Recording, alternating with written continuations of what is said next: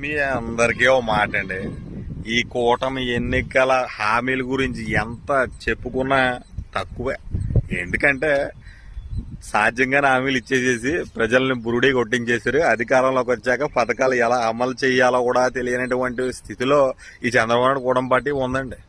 ఇందులో భాగంగానే ఉపాధి హామీ పని అంటే కరువు పని, చాలా చోట్ల అలానే అంటారు. ఉపాధి పని చేసే వాళ్ళకి ఇంచుమించు ఒక 10, 11, 12 వారాల వాటి నుంచి డబ్బులు ఇవ్వట్లేదంట ఈ కూటమి పార్టీ వాళ్ళు. అరే పాపం వాళ్ళ పొద్దున్నెళ్ళి చెమట ఓడ్చి ఆ మట్టి ఎరిసి ఆ మట్టి గట్టు మీదకు పోసి బోళ్ళు ఇబ్బంది పడతా ఉంటే ఉపాధి హామీ పనిలో మీరు వారం, 2 వారాలు, 3 వారాలు, 10 వారాలు డబ్బులు ఇవ్వకపోతే వాళ్ళ ఇంట్లో ఎలా గడుస్తుంది అనుకున్నారు? సరే, విద్యా వైద్యం ఎలాగో ఆ ఆటకెక్కిచ్చేసారు.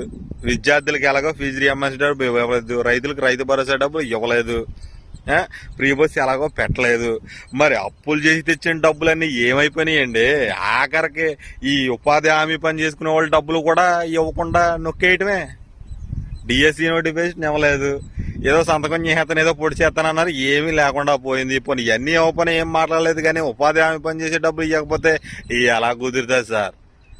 ఉపాధి హామీ పనులు కాడ ఏమనుకుంటున్నారంటారే, జగన్మోహన్ రెడ్డి గారు ఉన్నప్పుడే బాగుండేది, నెలకు ఒక పథకం కింద డబ్బులు వచ్చేవి, బ్రహ్మాండంగా ఉండేది. ఈ కూటమి పార్టీ వాళ్ళు చంద్రబాబు నాయుడు మాటలు నమ్మేసేసి ఓట్లు ఆయనకి అయితే ఈ రోజున ₹1 కూడా రావట్లేదు. సరే, ₹6 కూడా ఏముంది, కానీ ఉపాధి పని చేసే డబ్బులు కూడా ఇవ్వట్లేదు ఈ చంద్రబాబు నాయుడు అని చెప్పి పొలమని నొక్కి నోట్లో పెట్టేసుకుంటా ఉన్నారని చెప్పి అంటా ఉన్నామండి. మరి ఉంటారు.